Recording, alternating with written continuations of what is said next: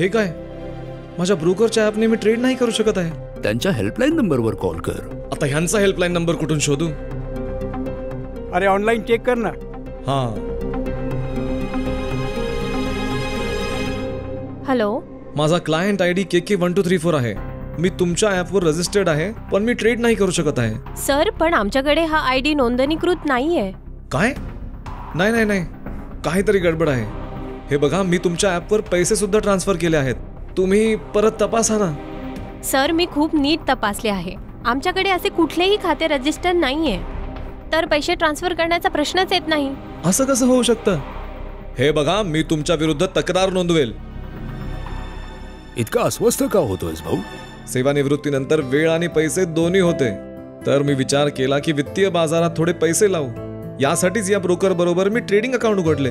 पण आता ते बोलतायत की त्यांच्याकडे माझे ट्रेडिंग अकाउंट रजिस्टर्ड नाहीये आणि माझे पैसे देखील नाहीयेत. जरा हे ॲप दाखव तर.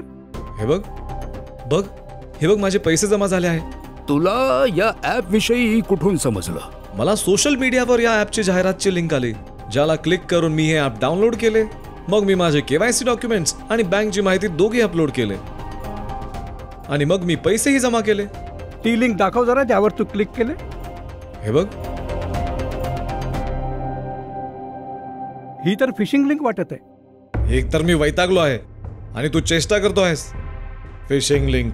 मी काय ते मासे पकडायला बसलो आहे? तू नाही, पण ते धोकेबाज ज्यांच्या जाळ्यात तू अडकलास. म्हणजे? अशा लिंक्सला फिशिंग लिंक्स बोलतात, जे तुम्हाला अशा वेबसाईटवर नेतात जे बिलकुल असली वेबसाईट सारखे दिसते, आणि हे तुम्हाला असे ॲप डाउनलोड करायला सांगतात जे एकदम ब्रोकर ॲप सारखे दिसते, जे तुम्हाला फसवू शकतात.